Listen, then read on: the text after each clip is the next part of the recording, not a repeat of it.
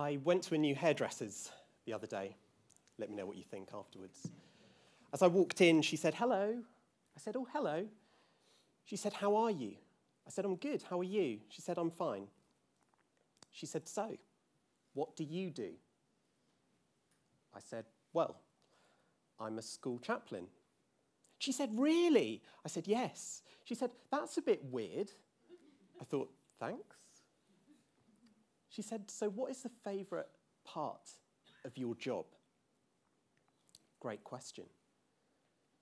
And I'll let you in on a secret. My favourite thing about being a high school chaplain is the amount of time I get to spend with students and staff discussing ridiculous, hypothetical questions such as this. Would you rather be a billionaire or live forever? I wonder what your response would be and why. Because I believe this one question has the potential to help us rediscover faith and spirituality in a brand new way. And I believe young people are the key to that. Because the way our teenagers are engaging with faith and spirituality is unlike any other generation before them. And it's worth noting that their conversations are not confined to places of worship, that they're happening in our schools across the UK. I'd love to share with you 3 lessons that I've learnt through being a chaplain in response to asking this question. And the first is this, that young people tend to reject enthusiasm for eternal life. I asked that question of students and staff at our academy as one of my thought for the days. And the results surprised me, I'll be honest. 99% of people would rather be a billionaire. Only 1% would rather live forever. I was so intrigued that I decided to ask a second question, and I lowered the money at stake. I went from £1 billion to £1 million. Bear with me, the ultimate first world problem. And actually, the results were very similar. 98% would rather be a millionaire. 2% would rather live forever. So of those 98%, I asked them straight up, let's take money out of the equation. No money at stake. Would you rather live to 81.5, which is the national average life expectancy in Britain, or would you rather live forever? 100% said they would rather live to 81.5. These are their reasons why. "Mr. Hunt," they said, "it would be dull. It would get so boring." Another person said, "Mr. Hunt, I'd have to watch my great-grandchildren and my great-great-grandchildren and my great-great-great-grandchildren die before my very eyes for eternity. Wouldn't that be miserable?" Yes, yes, it would. Another one said, "Mr. Hunt, I would run out of things to do," which is fair enough, because there's only so many seasons of Keeping Up with the Kardashians. Perhaps young people tend to reject enthusiasm for eternal life. But it's marketed in our major world religions as the #1 selling point, as the prize, as the gift, as the trophy for living a devoted life. Perhaps that's the reason our young people aren't desperate to get involved with organised religion.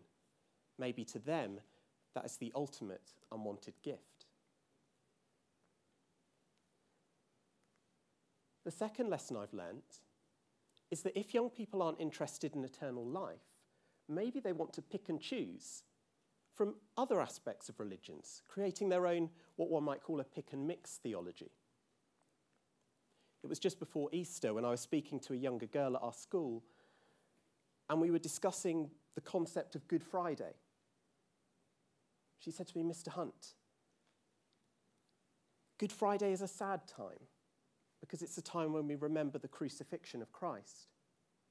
But she said, "Isn't it amazing that we get to Easter Sunday," wait for it, when Jesus finally found those magical healing crystals, wait for it, and was reincarnated into the Easter Bunny.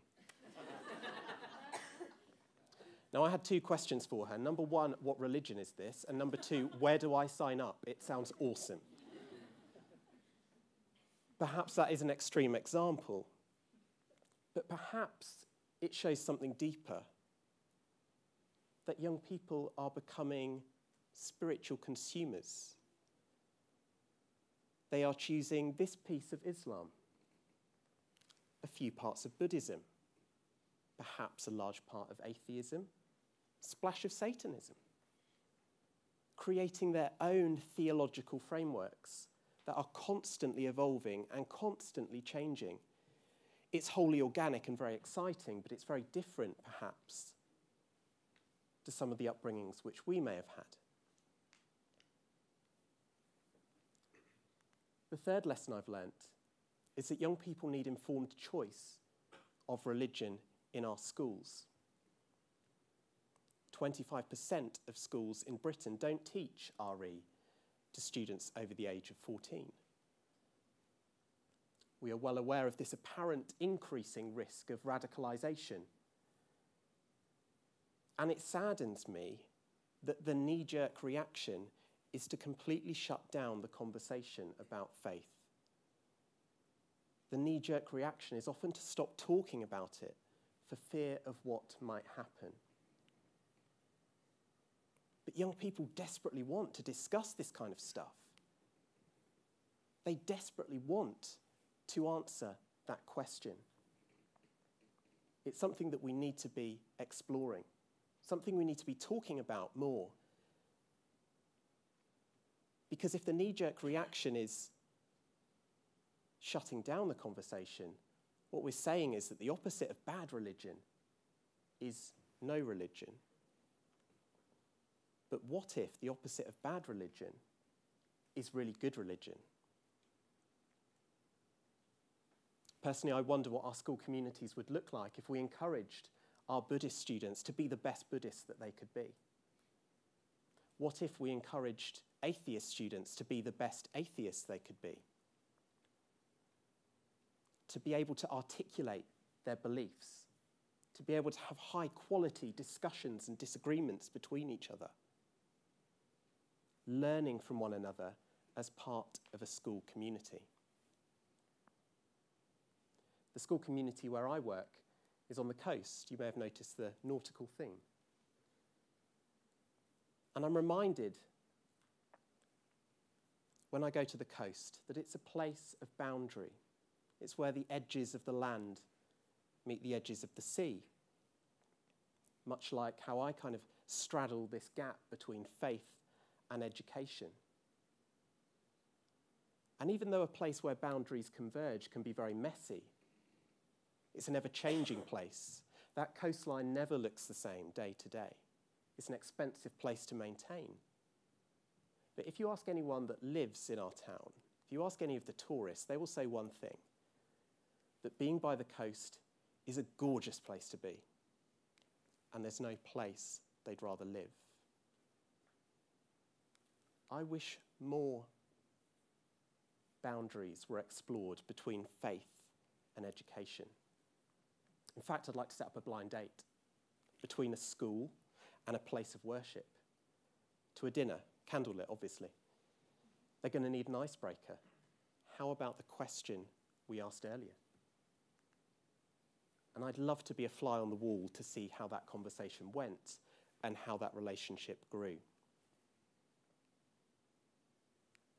One student articulated his answer to this question very well indeed.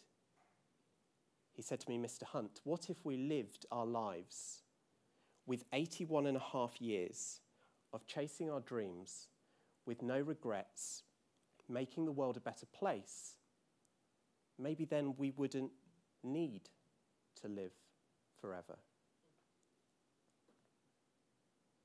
I dare you to ask this question in your school, in your college, in your workplace, because I believe this one question has the potential to help us rediscover faith and spirituality in a profound new way.